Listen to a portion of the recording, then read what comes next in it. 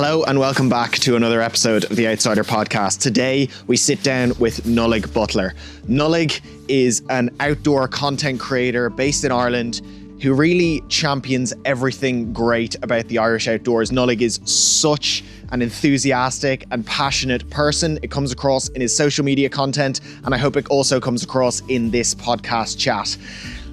In the conversation, we talk about a variety of different topics, but we spend quite a lot of time talking about how Nollaig got to the point where he's at today, where he is spreading his passion and enthusiasm for the outdoors, as well as a flavour of environmental advocacy mixed in there without being too preachy. Nollaig is a strong believer in the buy well, buy once principle when it comes to outdoor gear. We talk about gear care, we talk about Nollaig's recent foray into mountaineering and his plans in 2026. And we talk about the community that Nollaig has built online and in person around mindful outdoor adventures. I really hope you enjoy the chat. It was really good fun. We hiked up to a hut on the Wicklow Way to have the conversation. So I hope that comes across in what you're about to watch or listen to.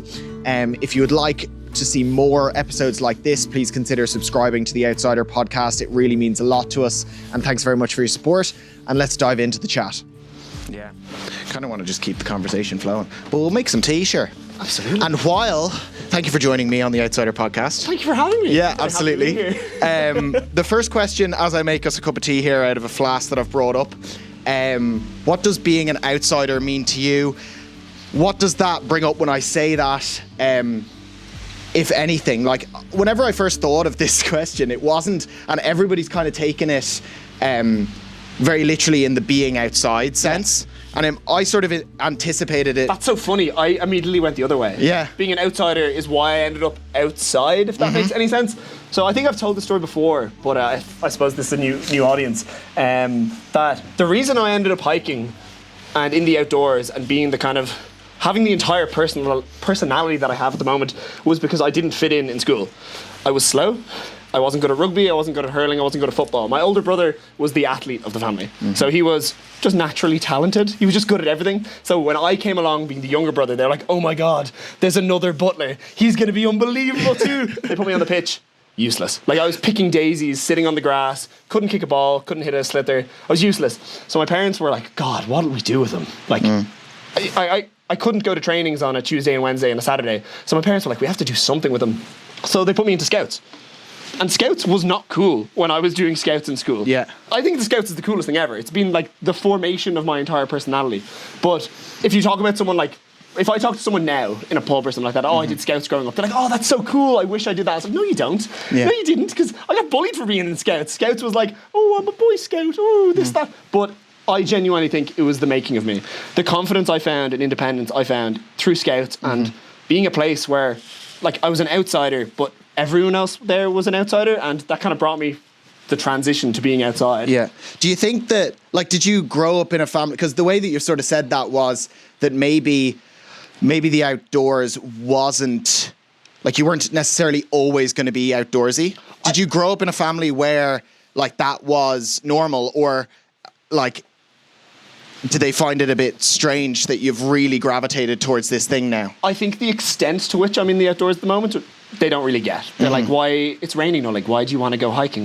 Just stay inside, what are you doing? But my dad would have been like unconventional outdoorsman. Hiking and camping came to him as a way to go fishing. My dad was a fisherman, and when he was in college, when he was in school, he would skip school and leave college to go fishing. And the places he fished were wild places. It was down the end of Inch Beach, it was off the rocks of Donegal. It was these wild places that he wanted to stay for days at a time. So to be able to go fishing, he learned how to camp and hike, because that's the access. We're talking about the 80s here. So to be able to get to these places, he started hiking and camping. And that's kind of, there was always outdoors gear in my household. We were what I call like a done deal house, that if there was a kayak on Dundee, my dad bought it. If there was a boat, like a laser on Dundee, my dad bought it. If there was some piece of outdoors gear or equipment, it ended up in our garden. Our garden looks like it's a mess, I'll be honest with you. It's a mess, because it's just piled with gear that my dad was always so, if we wanted to do something, thank God I came from a household where we were allowed to do that. If we wanted to get into kayaking, if we wanted to get into sailing, if we wanted to get into hiking, my dad would go out and he'd find a cheap second-hand rucksack or a pair of boots or a kayak or a paddle or a helmet, and he'd let us go and do that. Yeah. But he would never been like a hiker or a runner, or he was a fisherman, and that was. But I saw that growing up and realized that like it was normal to go outside, and I always saw that's just, we spend a huge amount of time outside as kids, but I think the hiking came later. That's really what pops into my head when you're saying that is like that it was always a little bit of a solo thing. Absolutely. Like growing up, and like obviously a lot of people listening to this will probably be following you on Instagram or will be aware of you through this social media sort of page that you've built up around spending time outside. And I think a huge amount about that, for you anyway, just as a consumer of your content, is the sort of message and the ethos of go anyway. If you've no one to go with, go anyway. And like we're here in a hut on the Wicklow Way, and we were joking whenever we were walking up here that one of the first videos that I would have seen of yours was a solo camp out here where it was a Friday evening or whatever, like the weather wasn't super fantastic or whatever, but you'd said to yourself that you were going to go out and have this adventure, so go anyway, even if you had no one to go with. So like maybe just riff on that, maybe riff on like your dad, like it was, like I grew up in a family where it was a family activity. Mm-hmm. Like we went camping. It was we went family camping, like car camping, and like went on hikes at the weekend.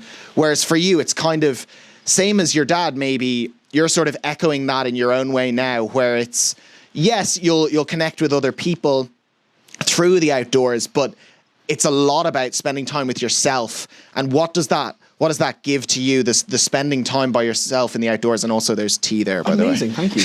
I think the outdoors for me has always been a solo pursuit. And that, I want to preface that I have amazing friends who love being in the outdoors. And I've got an amazing girlfriend who loves being out in the outdoors. And I've got amazing family who quite enjoy the outdoors. But I realized very early on that if you want to go, you have to go alone. Because on a Thursday evening, when you send that text or ring a friend saying, hey, do you want to go hiking tomorrow? I can't, I've got a match on Saturday. Or, oh, I'll go with you next week. And then next week comes and they don't go. And it's not out of malice or like bad intent. People want to go, and like when they see after the fact, they're like, oh, that hike looked amazing, I wish I came. Yeah.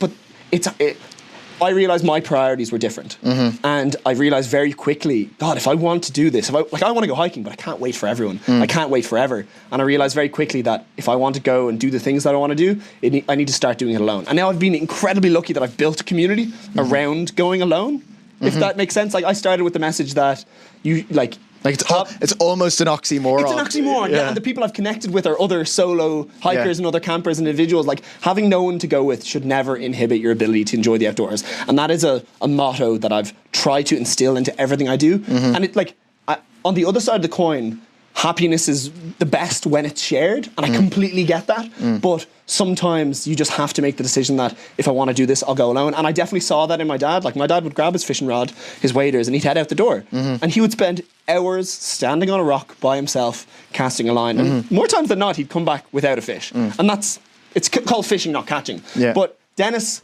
it took me a long time to realize as a kid that like solitude isn't lonely. Yeah. Alone, but not lonely. And Dennis found that on a rock with crashing waves or down the end of Inch Beach standing in the surf, and he found that solitude, and it wasn't getting away from anything. I grew up in a very loving household. I love my mum, I love my dad, and they love each other, but that was his thing. That's what he wanted to do. And he had great friends throughout the years who he fished with, but the fishing friends weren't always free, and he went alone. And I kind of realised, and the confidence that Scouts gave me then I've got the skills, I've got the tent, I've got a pair of boots, you know what, I'll pack up and I'll head out alone. And like, thank God Ireland does have great infrastructure for going alone. Our trails are incredibly accessible. Huts like this exist to be able to go up and lay out your sleeping bag and spend a night under the stars. That's a 20-minute walk from the nearest bus stop. Like, we're incredibly lucky, and I think I started that quite young. I think before it was cool. I think the outdoors is cool again in Ireland, which is awesome. I'm really stoked that I feel like we're part of a wave of making the outdoors accessible and cool and something that like people should want to do. But when I was doing it, why are you going hiking at the weekend, man? Why do you like that was a weird thing to be doing objectively. Like hiking and camping alone in the woods in Wicklow 5-6 years ago was objectively odd, and I agree, it's very odd behaviour. Why are you doing that? Go to the pub, be a normal person. But that's what I liked doing. That time spent under a canvas or with a bag on my back, being reliant on myself to cook my own food, to keep myself warm and dry, taught me a sense of confidence that I think other people got from sport. When you're on a team, you build that bravado, you build strength and confidence as a team, and you work together and you achieve goals. And like, I think that's what, if you ask 90% of people, especially men growing up in Ireland, I think GAA, rugby, like whatever sport they played would be probably their source of confidence and like where they got their, not personality from, but where they kind of found themselves. But I found myself under the canvas of a tent in Wicklow, and that's where I got my confidence and independence. And I like spent a lot of time with my own thoughts. Yeah, I think it's like the saying, if you want to go far, go with someone. If you want to go fast, go alone. Yeah. And like by going fast and going alone, you do just bank a lot of experience that sort of will progress you on. Because like, I think a lot of people maybe don't perceive the outdoors as this, but there is a progression. There is like an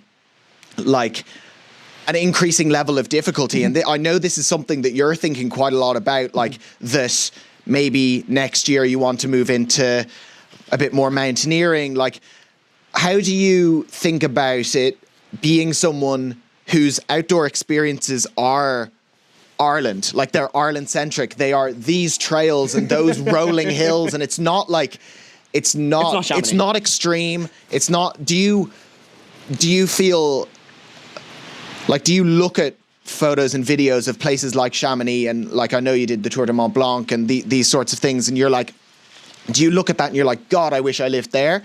Or are you more like, Ireland, what an amazing training ground. Like, if you can look after yourself and keep yourself warm and dry on a day like this in December, like if we were camping here this evening, like if you can keep yourself warm and dry here, you can kind of do it anywhere. Is it like, do you feel specifically connected to Ireland and then using Ireland as a training ground for further exploration? Or how do you think about your relationship to Ireland specifically, and not just the outdoors, but in general, but maybe the outdoors in Ireland? I have a huge growl for the Irish outdoors, and I think it's fundamentally understood around the world, but in Ireland. People really don't realise what we have, and I think everyone who's in the outdoors says this. It's like, oh, we have an incredible outdoors space and places and facilities and infrastructure, and it's just not... It's not championed enough. That's kind of why I started the content, because I was like, you can do so much cool things here. You don't have to be sitting on your phone looking at someone in Patagonia or in Chamonix or in Nepal to experience the like thrill and enjoyment and kind of passion you can get from the outdoors. You can get that in Wicklow. Now, you're climbing a 400 meter peak instead of a 4,000 meter peak, but the feelings are the same. I've gone to Chamonix and I've done the Tour de Mont Blanc and I've gone and climbed big mountains, but I still get that same passion and joy and enjoyment out of doing joust, because that's what I enjoy, spending time outdoors. But there is definitely a certain like passion and graw for the Irish outdoors, the elements that we have, the types of trails we have, the wildlife, the people. It's a very different environment. Yeah. And I think it fostered me. I think it was the right place to start for me. I'm very glad of the base I've gotten here. If you can survive doing the Wicklow Way in Irish conditions, you can survive anywhere. And I'm a huge advocate of that. Like, you really have to love what you do. Like, you can't just, like, I'll go for, like, a hike, I'll to go out. Yeah. Like, you can't be in a cotton t-shirt and shorts. Like, you have to really think about the gear you're bringing and how to prepare yourself to deal with the types of elements that we get. And that's a really good base, like you said, to build on to then, okay, what are my objectives? What do I want to go and do? You have enough here to train and prepare to go anywhere else in the world. And that's sort of triggered something else in my mind of like, the outdoors can be like this escapism. It can be, but it can kind of be whatever you want it to be. Like, do you think there was a sort of shifting point in your mind where it went from being like this escapism, this thing that was kind of yours before it was cool, you like had a little bit of like ownership of like, this is my space, to it now being a little bit more, I don't know, there's a flavor of those team sports going on in your outdoor experience now, where I know you're like planning to go and climb big mountains in the Alps with other people, like, and that is a team environment. So like, when do you think you became a little bit more receptive, is maybe the wrong word, or when do you think it changed from it being this solo escapism of like, I'm a bit overwhelmed with work, I just need to go and camp under the stars, or not even that, just like, get away. Life is lifing, I need some time for me. Do you think there was a shift, or are you operating kind of 50-50, or Yeah. I think Does that definitely make sense? I completely understand what you're saying, and there was that point where I went, wow, I can do so much more than I'm currently doing. The outdoors did start as that. It was my place.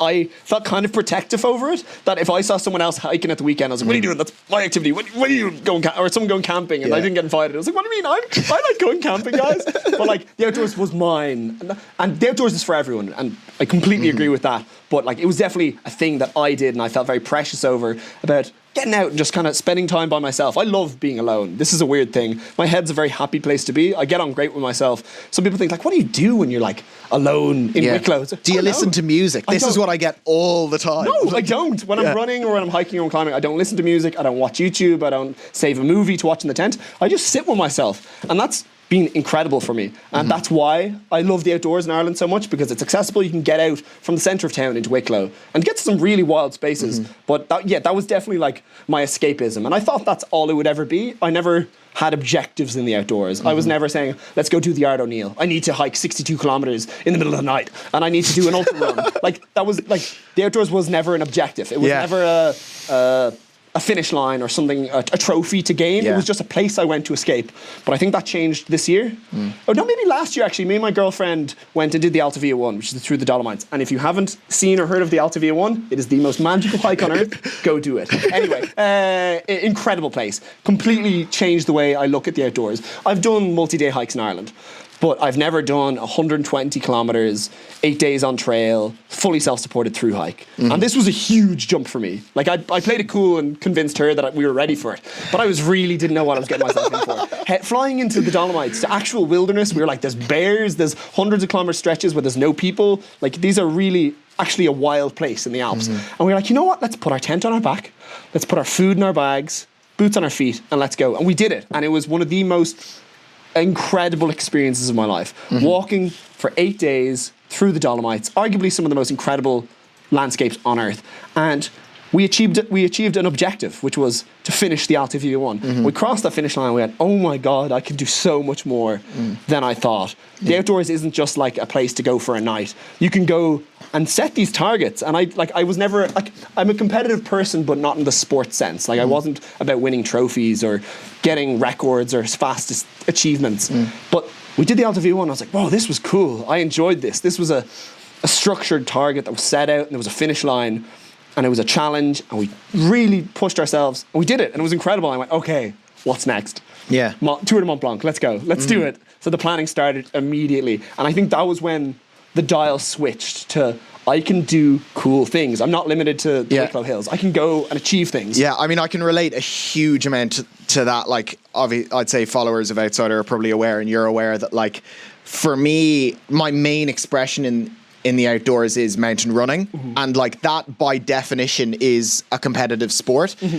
And it's something that I think a huge amount about. And it was even after the conversation I had with Dara about his swim around Ireland recently, like, it made me want to, like, do a little bit more, like, just take a step back and do actually the other side of it. But look at what look at my expression, look at my outdoor expression from maybe an observer's point of view. And it's like, sometimes I, as a mountain runner, forget the mountain aspect and focus too much on the runner aspect. And it's like, coming up to places like this, like running along the Wicklow Way that's just right in front of us here, like this is the, like, that's what it's actually about for me. Like, there's a lot of guys that I would compete against and stuff like that ran cross country, ran track in school, like all this sort of stuff. They were runners. I was mountain first, and then running just became a way of, like, experiencing more of that. So it's like, I can definitely relate. But do you think that then, because I noticed this for myself, that then all of your outdoor activities becomes an objective, become an objective, or they become a stepping stone, they become a training hike, they become a training this and that and the other.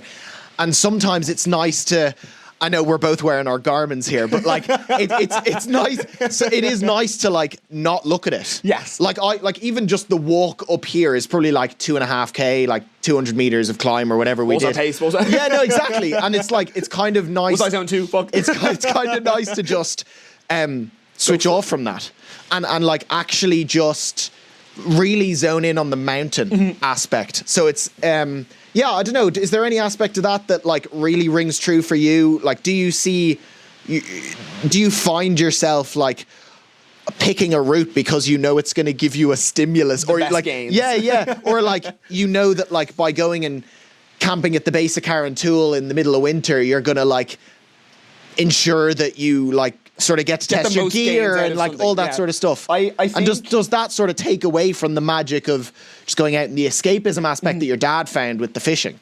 I think I still am at a point where I'm using things as a training base. I'm not like, I still don't consider myself an athlete or a high performance individual. I just want to go do cool things in big mountains. And I'm getting to the point now, and I'm really kind of, especially after the talk with James McManus, which was a phenomenal series about really reframing my mindset about how I approach objectives in the mountains. And it's getting to the stage where I need to maybe stop just going for fun. And no, I'll never stop going for fun. I'll never stop going to just enjoy spending times in the outdoors. But some of the things that I want to do and some of the goals I have are going to necessitate maybe moving more in that direction. Because I think it's still every camp I do, I'll record it on my Garmin and I'll put it on Strava. But I think I have my training and I have my enjoyment, and I think they're very split at the moment, and I'm blessed to be able to just go outside, and I've got the gear and I've got the equipment and I've got the knowledge to go out and just have fun and go for a hike and go for a camp and do something fun. But I think I may be too far on that side. Everything I'm doing is just for a bit of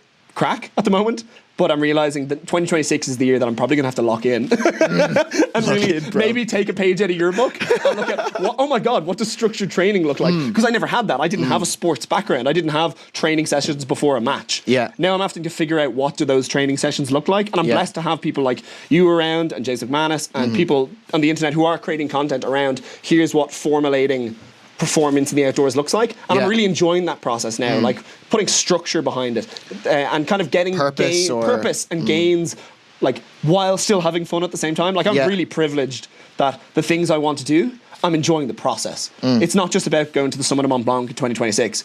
It's every hike and climb and training session I do between now and then is on the way to a goal that I've had in my books for years. But I like, not that I didn't know I was capable of it, but I've always said, God, wouldn't it be cool to climb Mont Blanc? Wouldn't that be an incredible adventure to set foot on the summit of the highest mountain in the Alps, across glaciers, across crevasses, through the couloir?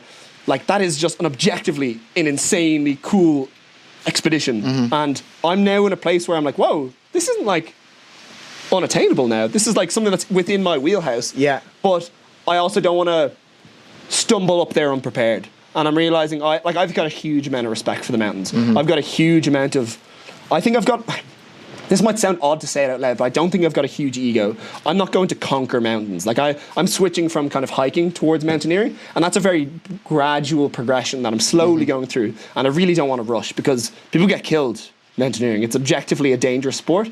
And I've got a huge amount of respect for I'm not going to conquer mountains. I'm not going to smash it. No, God, get up there and get the photo on the top of the flag. I want to go and show the mountain respect, but I want to be as prepared as possible that when I set foot up there, I deserve to be there and get to that summit. So I think in terms of enjoyment out the outdoors, I'm enjoying the process still, but I need to find that fire to start actually training and like really lock in would be the word. Well, I mean, from what you're saying, you're there. Like, I think the most important thing for like training for an objective, or just, well, from my relatively limited experience, is like you have to enjoy it, and like as Jam talked about in that series, like volume. Volume is the key. Volume is the key. Spending a lot of time in the terrain, like in similar terrain to what you want to do on expedition or what you want to do in your race, is like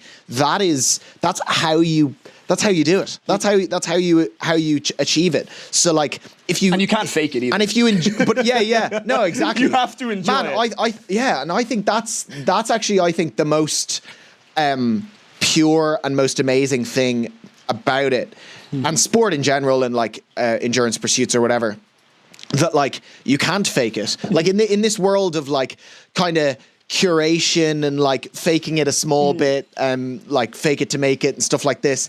Like there are no shortcuts to the top. There's no shortcuts to the top of Mont Blanc. Like there just isn't. Like, so it's so pure. Like if you have successfully done it, that's one thing. But if you've done it in a way, I believe there's like an artistic expression to everything. And I think that like the way in which you climb Mont Blanc, which I believe you can do, like,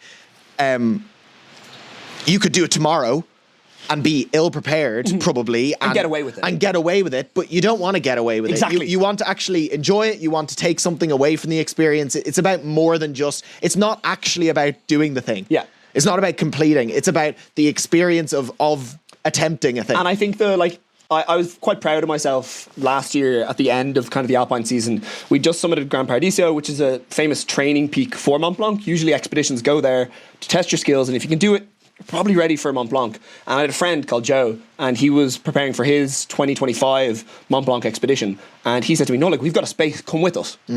And of course, it was my big goal. I was like, oh my God, I could do this. We're just off the summit of Gran Paradiso. He's heading out next week. The stars have aligned. Will I go do it? And I sat and I went, no, I'm not going to join you, because I'd be joining his trip to the summit and I'd be getting away with it. And they summited successfully. They had a great time. It was safe. They made it down. And the real summit is getting back down safely. And they achieved their objective and they did it.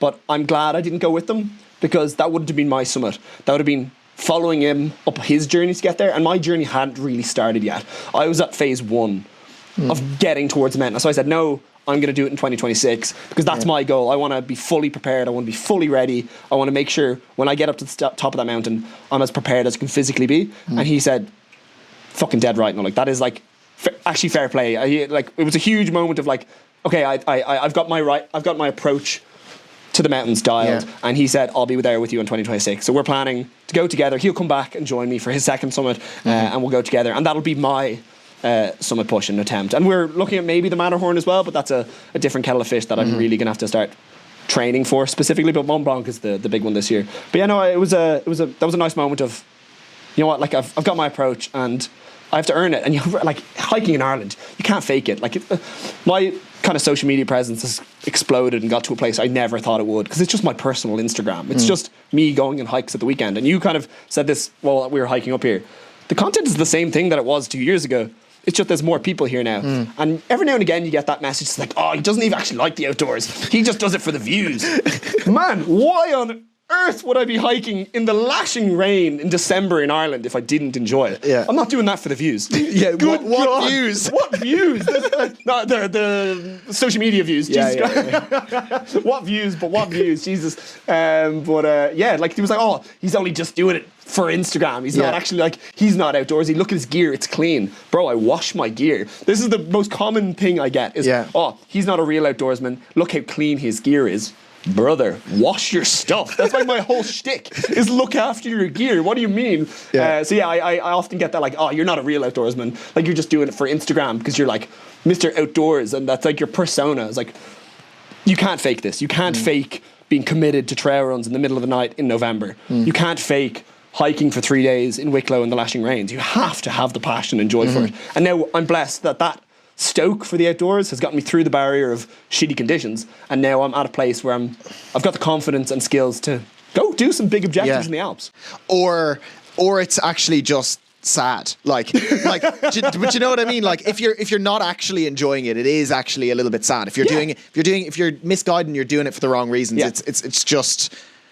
Yeah, it's. If you're not enjoying it, stop. Like go get another hobby. Take up crochet or something. Anything else? Yeah. But like, I definitely wanted to riff a little bit more on the social media thing, and also the cleaning your gear sort of speaks to a little bit of your ethos, I would say, or like your mantra in like the world of social media. But before we like get onto that, maybe chronicle the last 2 years. Like what was the first video, or what did you always have a camera with you? Like, what was actually the impetus to click start? Like, was it somebody suggesting something? Was it just you seeing something? Like, because there's like at Outsider we see this all the time, and it's why the awards are such an undertaking, because there are so many amazing people doing hardcore stuff in the Irish outdoors, and Irish people doing hardcore stuff in the Alps and elsewhere. But I think majority of people don't want to, or they've really leaned into that escapism aspect, and they don't want to necessarily, or they're just not. Boast about it they're or not share it, predisposed. It seems a little bit Mayfainy, or it seems a little bit look at me. But like I think there has to be pages like yours. I think there has to be like spreading the word, spreading the stoke, and it's you just being you as well. It comes across very authentic. So what was the sort of impetus to start? What was the starting point, and then like where are we now? I suppose there was And where do we want to be? I suppose like bundle it all together. You're like a wind-up toy. Let's go.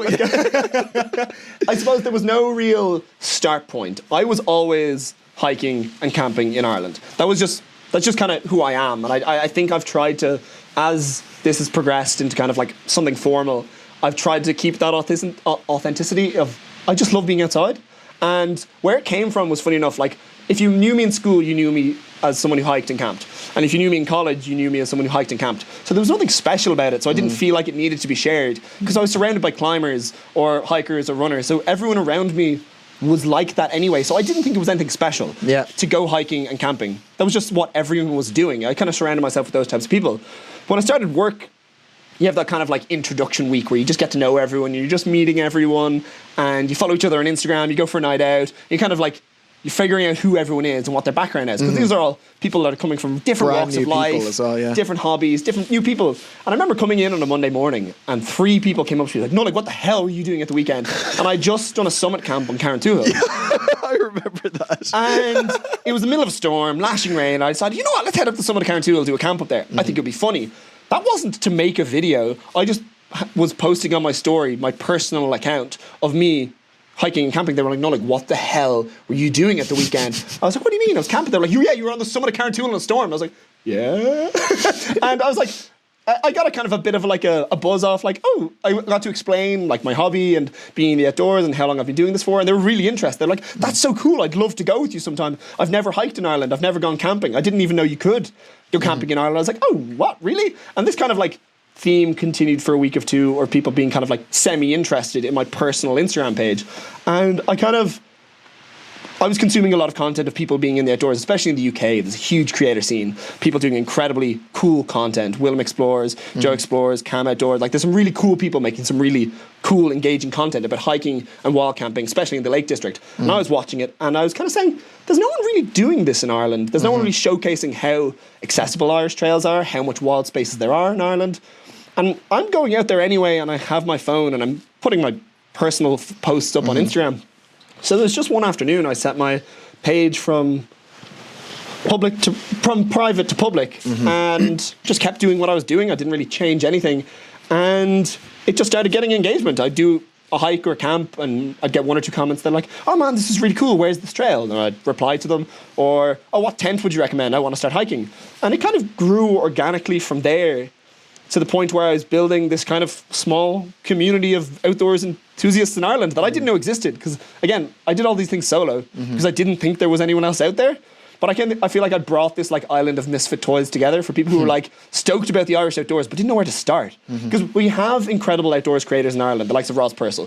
She's done huge amounts for kind of not commercializing trails, but like kind of popularizing hiking, like the Hike Life and her 50 hikes in Ireland has been incredible for getting the average person into the outdoors. And that's beneficial for the outdoors in every regard. The more people that are in the outdoors, the more people care about it, the more people that fight to protect it. And that's incredible. And I was like, you know what, I could do something too, and kind of share the stoke. Just say, hey guys, the outdoors is accessible. Here's how you do it. And I kind of wanted to be, from the very beginning, I didn't want to come from a preachy point of view. I wanted to come from like an educational point of view. Like, if you want to go outside, here's how you start. Here's what a good tent looks like. Here's what a good rain jacket looks like. Here's what a good pair of boots look like. Here's a good trail. And those little bits that I learned through osmosis over 15 years in the Scouts.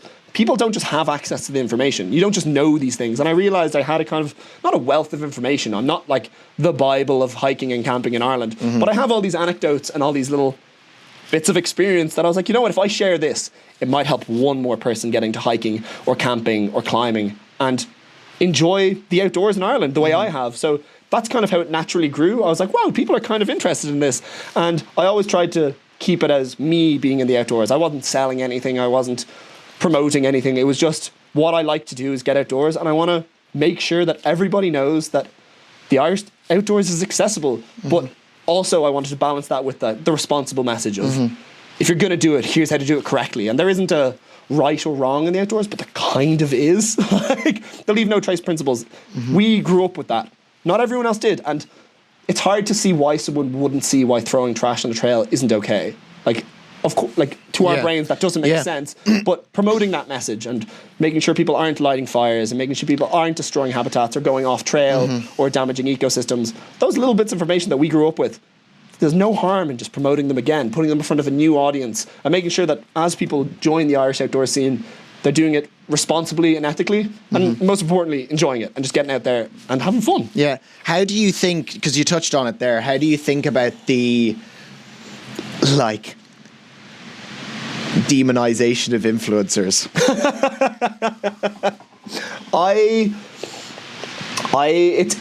It's a tough one because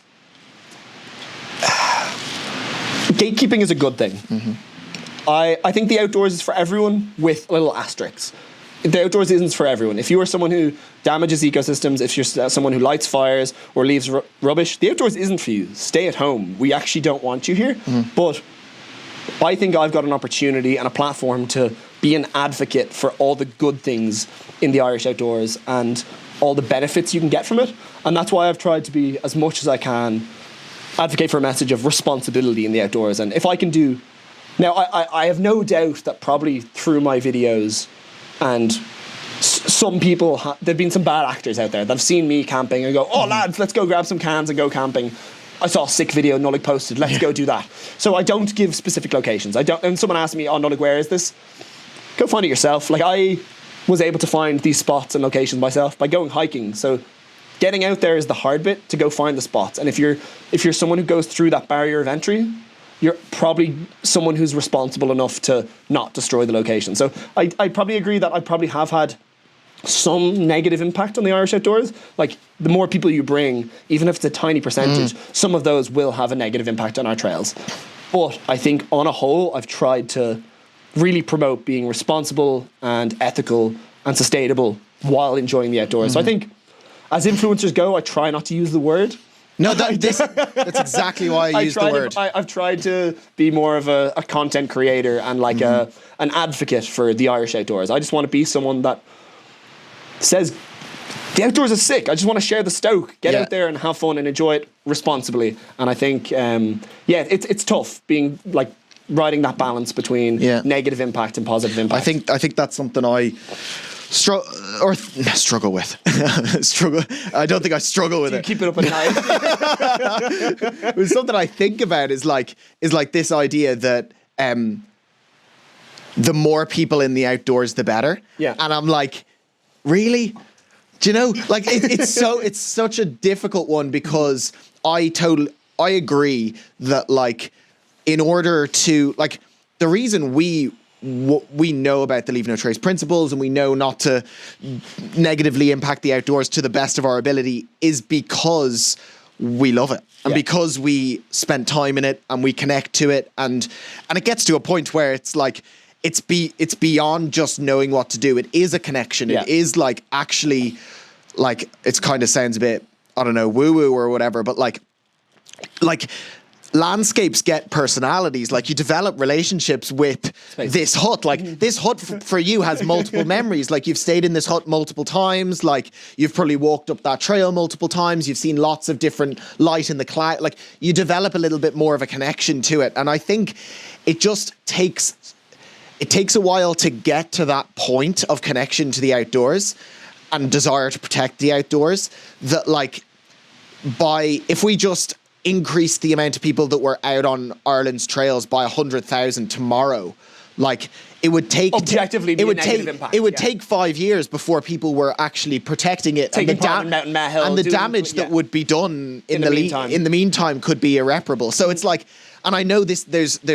There was an Uplands Council meeting like in September, I think, and they're talking about a whole host of different, like, conversations about recreation in Wicklow's Uplands, conservation in Wicklow's Uplands, and how those sorts of things, can they coexist? Like, this was the whole point of the symposium, was trying to, like, find a middle ground. That paradox between because there's desire and there's supply, but there's also, like, we don't we don't own it. Yeah. Do you know? Like there's a lovely robin here that's just hopping around as we're chatting, and like the mountains are as much this robin's as he's staring at me as it is ours. Do you know what I mean? And like we need to make sure that this robin has somewhere. Anyway, I'm going off on a total tangent, but it's like I completely agree. It's so tricky to like know. There's that paradox between inspiring people to get out there, and kind of a little phrase I've used kind of multiple times is what I see what I'm doing as kind of a bit of guerrilla environmentalism, and it takes a while to get there, I think. But the more time people spend in the outdoors, the more they care about it, and the more they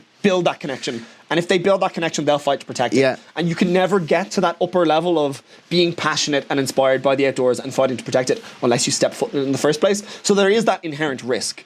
The more people you bring outside, the more risk of damage to ecosystems that are inherently delicate. Like these are sensitive places that the more people that enter them and trod through them, the more people damage them. But even if that 1% that makes it through that intermediate phase of being a casual enjoyer of outdoors, even if 1% make it to kind of passionate, inspired people who fight to protect it, that's better than them not being there at all, I think. So there is always going to be that paradox between get more people outdoors and inspire more people to get outside versus the damage that causes. But thank God there are incredible communities who are fighting to protect it. There is great organisations all around Ireland that are doing incredible work to negate that negative impact of the bad 1%.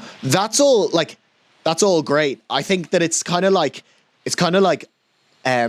micro-environmentalism, like making sure that you're walking on the trail, as opposed to like going through the heather, is like that's kind of micro-environmentalism. But like there's a whole aspect as well about macro-environmentalism, and this is a lot more like lifestyle and stuff like that. And you do like I'm aware that like you're into this, I'm into this. I think like it's something we should all be even to say into, like it's just the way we the way you talk about it. Like buy well, buy once, discuss. Oh my God, stop. Okay.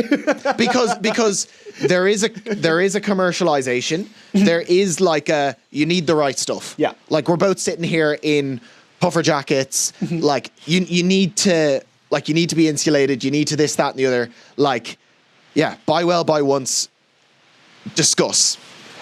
The outdoors being accessible is a lie, fundamentally. The outdoors isn't accessible because you need a really decent rain jacket. You need to keep warm. You need to stay dry. You need good boots on your feet. And all of these things cost money. But investing in quality gear that'll last a lifetime is the way you can minimize your impact. And I think that's one of the like passions that I've been able to share through my page is this idea of gear care. Look after what you have. The best rain jacket you have is the best rain jacket is the one you already have. The idea of going to buy a new jacket because you saw someone else wearing it is a fallacy. You shouldn't be just buying new gear for the sake of buying new gear. And it's something I try as much as I can to reduce what I do. But like, of course, we all get caught up in the idea of a new jacket or a new pair of boots because you saw someone wearing them. But I try to be really conscious about what I consume. And it's something that I've tried to share, that if you have a piece of gear, look after it and it'll look after you. This jacket I have had for years. It is full of patches. It has been repaired multiple times. I wash it after every time I use it. And that's why it's lasted years. I won't need to buy a rain jacket maybe ever again if I look after this correctly. Same with these trousers. Same with these boots. These boots are resolable. The idea is that you buy once and you buy right. Buy quality gear that lasts you a lifetime, and it will last you a lifetime. Like a lot of my ski gear was my dad's that he bought in the 80s. I shit you not. My ski gear, my salopettes, my dad bought in like 1987, and I still wear them because they were repaired countless times. The zips have been replaced. Now it's the TCS to ship. Is any of the salopettes still the same pair of salopettes? Probably not, because all the material has been swapped out in the meantime.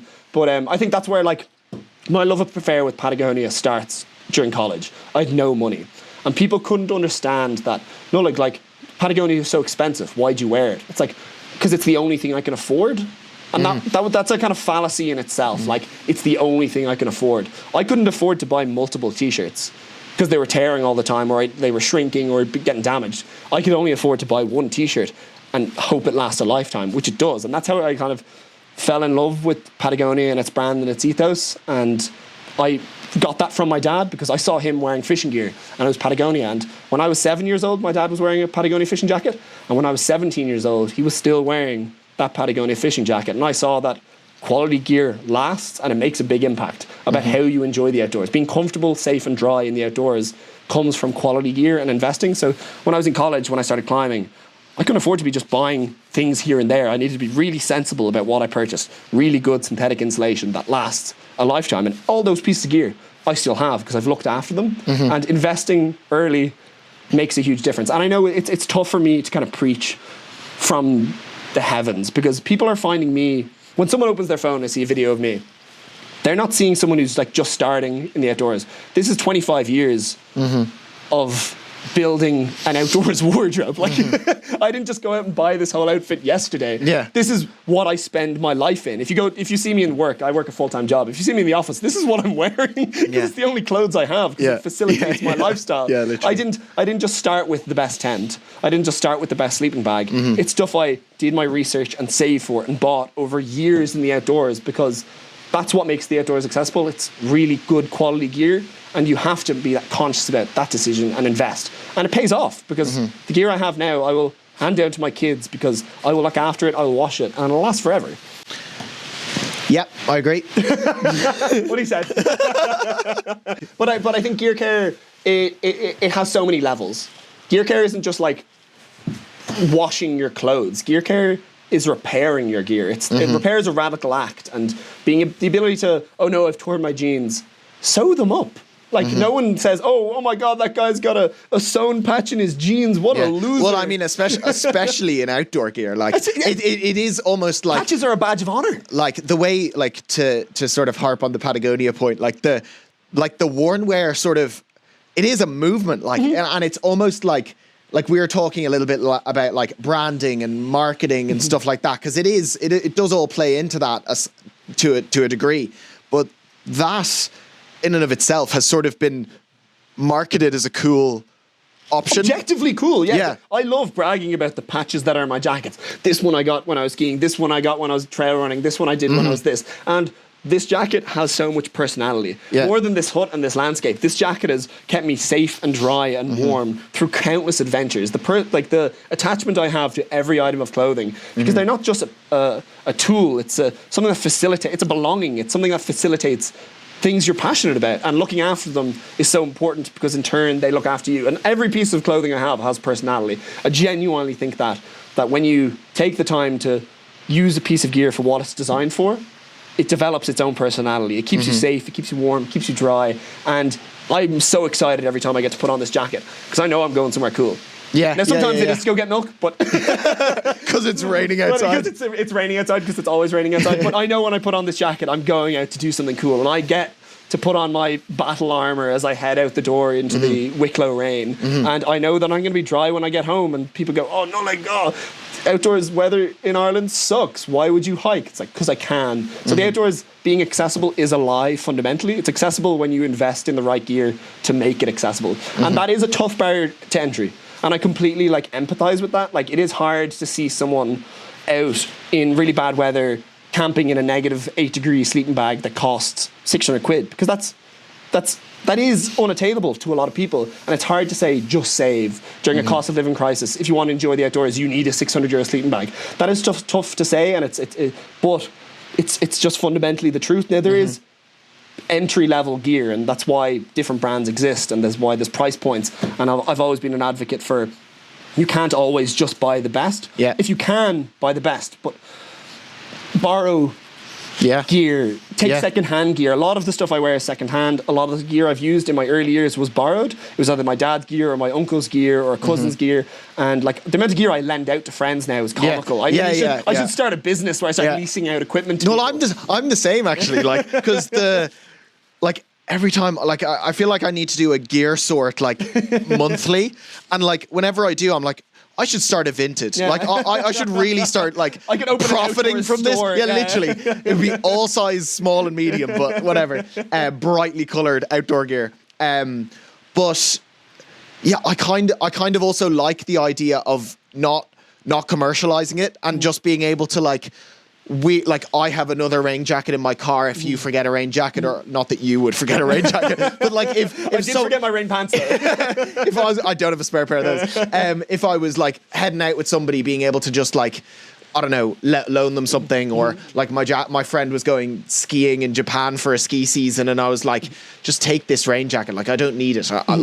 Ellie Hansen sent it to me for review. I've reviewed it. It's great. You keep it. It's supplementary to requirements for me. And you're going to get good life out of it, you know? And I do have that kind of paradox where I'm at a point in my life where I'm trying to make it, not a living from the outdoors, but I really enjoy what I'm doing at the moment. And part of that ends up working with brands, and I'm stuck in that paradox of being a huge advocate for minimizing our consumption. Like, I would rather you didn't buy anything. Like, that is the best way we can reduce our impact on the planet. Reduce our consumption on every level. But, and that's when that small book comes in, if you are to buy a piece of equipment, don't buy Tat. Don't buy middle aisle Aldi. Buy something that if you think you're getting into this hobby and you think, even if you're not getting into hiking, everyone should have a rain jacket in Ireland. It surprises me the amount of people that don't. But if you are going to buy a rain jacket, make sure it is durable. Make sure it has a good warranty. Make sure it is coming from a source that is ethical and sustainable. Make sure the materials that are used are recyclable. Minimize the impact of your consumption if you have to consume something. And that always comes from quality first.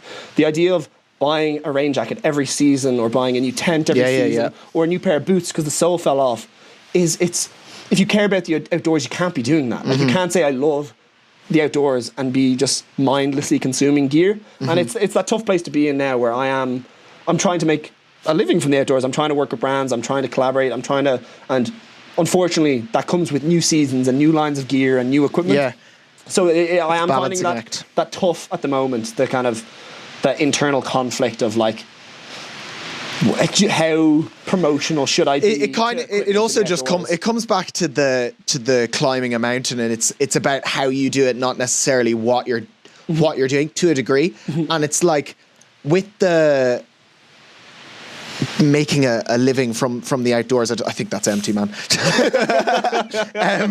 With the like making a living from the outdoors kind of thing, it's like I strongly believe that, like, this was something we talked about on the way up, like, sort of saying what your values are and saying what you want to do, pointing your compass towards something, North Star, figuring out what your north is, and then all of your decisions, to continue the navigation metaphor, a fork in a trail, and you're trying to follow your North Star, you just go towards the north. Like, it makes your decisions for you once you've sort of aligned yourself with the values. So, and I do believe that, like, by saying I want this to be the outcome, I want to be able to, like, work in the outdoor industry. I want to have a positive impact. I don't want to be pushing whatever product that I don't believe in, or whatever experience that I don't believe in, just so that I can make it. Like, I think setting your bearing is kind of like phase one, and then everything else is a trickle down from that. And I think, like, I'm really excited for 2026. I think I'm incredibly lucky to be in the position I am now. I've built an incredibly enthusiastic and passionate. I struggle using the word following, because I don't feel like they're following me. I think it's a community. They're following. I feel like it's more of a community of outdoor enthusiasts. Yeah. They're people who kind of resonate with my ethics and my beliefs and the kind of stoke I've got for the outdoors. And, like, I'm really lucky that a bunch of people listen to what I have to say. I'm not the end all and be all of information and education in the outdoors. I'm still learning too. I'm still learning my skills. I'm honing my craft, and I'm sharing that journey with people. But I have this platform and this responsibility, definitely. And I'm really coming to terms with that at the moment, that I can't play I didn't mean for this to happen, I'm just bumbling along. It's like, no, I have a platform now. I've got a responsibility to be a really positive advocate for the Irish outdoors. And what an exciting opportunity that is, to be able to share the stoke, but also make sure that people are as responsible and ethical and sustainable in their consumption of equipment or in their pursuits in the outdoor, minimizing their impact, and just get out there and have a good time. Yeah. I think I couldn't really think of a better sort of roundup question than to ask you, where would you send people if they want to know more? Where would you send people? Because I think everybody probably already follows Nollaig on Instagram. If you don't, you should. Beyond that, who are you looking up to? Who are you admiring? Organizations, people, athletes, pages, books, podcasts that you're engaged in that you think would help people on their outdoor journey? That's a really good question, and I think it's like, my outdoors kind of education and experience has been built over 25 years, so it's difficult to pull like one source where I don't have like a Bible for the Irish outdoors or Bible for like the outdoors in general. But something I'm listening to at the moment, again for kind of maybe the third time, is Let My People Go Surfing by Yvon Chouinard. Incredible book. I really recommend people listen to it. It's the confessions of a reluctant businessman. Yvon Chouinard is the founder of Patagonia, and he was doing business. He didn't want to be a businessman. He didn't want to create a brand and grow and scale. He saw an issue with the way he was interacting with the outdoors. He was manufacturing pitons for climbing in Yosemite, and he realized, damn, this is having a really negative impact on the outdoors. Let's change the way we climb. And he started using a different style of whatchamacallums. Now I'm bumbling. He redefined the way he was manufacturing gear, and instead of making pitons, he made different type of equipment that had less of an impact. And that was one decision from one businessman that hugely affected the way the world climbs and interacts with rock. And that's an incredible decision and process that has led to the foundations of Patagonia, the hugely impactful brand. So that's one thing. Let My People Go Surfing is an incredible book that I've listened to and read a couple of times. In terms of creators that I like look up to and watch their content and really enjoy, Joe Explorers is a great friend of mine, operating out of the UK. I feel like we kind of have sister content for the UK, but he operates on a scale that I wish I could. He's done some really cool things. If you want to be stoked about going outside, Joe Explorers is a great guy to watch. The Soil Boy podcast, great podcast about the Irish outdoors. Obviously, outside of podcast, if you're listening to this, you don't need a recommendation, but you guys have produced content for years that I've consumed and inspired me to start making content in Ireland. But I'll confess, I'm not a huge consumer of content. Like, I find this weird that like I post videos and I kind of share content, but I then put down my phone. I don't scroll. I don't consume a huge amount of content. So I think that's probably where I'd close that out. Is that I don't really have a Bible for the outdoors. I just get out there. Just get out there, man. I think that's a lovely way to close it. Thanks very much for joining me. Thanks so much. I had a brilliant time. Thanks for having me. Let's walk back down to the cars. Sweet. Awesome. So I hope you enjoyed that conversation with Nollaig. If you made it this far, it would mean the world to me if you would leave a comment wherever you're listening to or watching this episode. Let me know how it landed for you, if there's any takeaways that you have. That would really mean the world. Really enjoying these getting back into this more flow of interview style episodes again. Definitely planning lots of these in 2026, so make sure to subscribe on Spotify. It's something that Spotify keeps reminding me to do, so please consider doing that, and I will see you very soon for another episode. Thank you very much.